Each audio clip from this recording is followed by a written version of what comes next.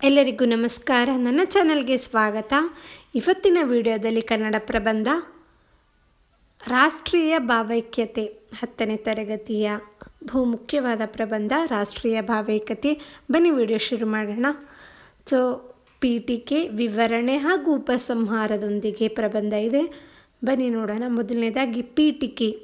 ವಿವಿಧತೆಯಲ್ಲಿ ಏಕತೆ. ದೇಶ ನಮ್ಮ ಭಾರತ. ವಿವಿಧ ತರಹದ ಸಂಸ್ಕೃತಿಗಳಿದ್ದು, ಮತಗಳಿದ್ದು, ವಿವಿಧ ಭಾಷೆ, ವಿವಿಧ ವೇಷಗಳಿದ್ದರು, ಆದರೆ ಸ್ಥಳ ವಿವಿಧತೆಯಲ್ಲಿ ಏಕತೆ. ನಾವೆಲ್ಲ ಭಾರತೀಯರು, ಭಾರತದ ಮಕ್ಕಳೆಂಬ ಒಂದು ಬಾಂಧವ್ಯ ನಮ್ಮಲ್ಲಿದೆ.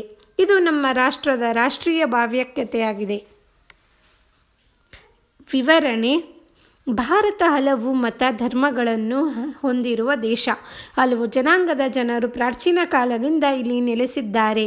ವೇಷ, ಭೂಷಣ, ಭಾಷೆ ಬೇರೆ ಬೇರೆಯಾದರೂ ಎಲ್ಲರೂ ಭಾರತೀಯರು. ನಮ್ಮ ರಾಷ್ಟ್ರದಲ್ಲಿ ಹಿಂದೂ, ಬೌದ್ಧ, ಜೈನ, ಮುಸ್ಲಿಂ, ಕ್ರೈಸ್ತ ಹೀಗೆ ಹಲವಾರು ಧರ್ಮದವರು ಸಾಕಷ್ಟು ಸಂಖ್ಯೆಯಲ್ಲಿದ್ದರೂ ಎಲ್ಲರೂ ಭಾರತೀಯರು ಎಂಬ ಒಂದೇ ಭಾವನೆಯಿಂದ ಸಹಬಾಳ್ವೆ ನಡೆಸುತ್ತಿದ್ದಾರೆ. ರಾಷ್ಟ್ರೀಯ ಹಬ್ಬಗಳು ನಮ್ಮ ರಾಷ್ಟ್ರೀಯ ಭಾವೈಕ್ಯತೆಯನ್ನು ಸೂಚಿಸುತ್ತದೆ.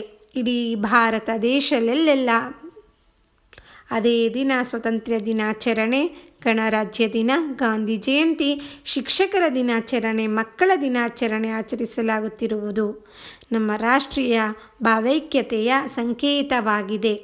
ತ್ರಿವರ್ಣ ಧ್ವಜವನ್ನು ಎತ್ತರಕ್ಕೆ ಹಾರಿಸುವುದು, ರಾಷ್ಟ್ರಧ್ವಜಕ್ಕೆ ವಂದನೆ ಸಲ್ಲಿಸುವುದು, ರಾಷ್ಟ್ರಗೀತೆಯನ್ನು ಶ್ರದ್ಧೆ ಗೌರವದೊಂದಿಗೆ ನಿಯಮಬದ್ಧವಾಗಿ ಹಾಡುವುದು, ರಾಷ್ಟ್ರಧ್ವಜ, ರಾಷ್ಟ್ರಗೀತೆ, ರಾಷ್ಟ್ರ ಲಾಂಛನಕ್ಕೆ ಎದ್ದು ನಿಂತು ಗೌರವ ಸಲ್ಲಿಸುವುದು ರಾಷ್ಟ್ರೀಯ ಭಾವೈಕ್ಯತೆಯನ್ನು ತೋರಿಸುತ್ತದೆ. ಉಪಸಂಹಾರ. ಕೊನೆಯದಾಗಿ, ಒಂದು ರಾಷ್ಟ್ರವು ಮುಂದುವರಿಯಬೇಕಾದರೆ ಬೇರೆ ಬೇರೆ ರಾಜ್ಯಗಳಿಗೂ ಕೇಂದ್ರ ಆಡಳಿತಕ್ಕೂ ಒಳ್ಳೆಯ ಸಂಬಂಧವಿರಬೇಕು. ಇದು ನಮ್ಮ ದೇಶ, ಇದು ನಮ್ಮ ರಾಷ್ಟ್ರ, ನಾವು ಈ ದೇಶದ ಮಕ್ಕಳು.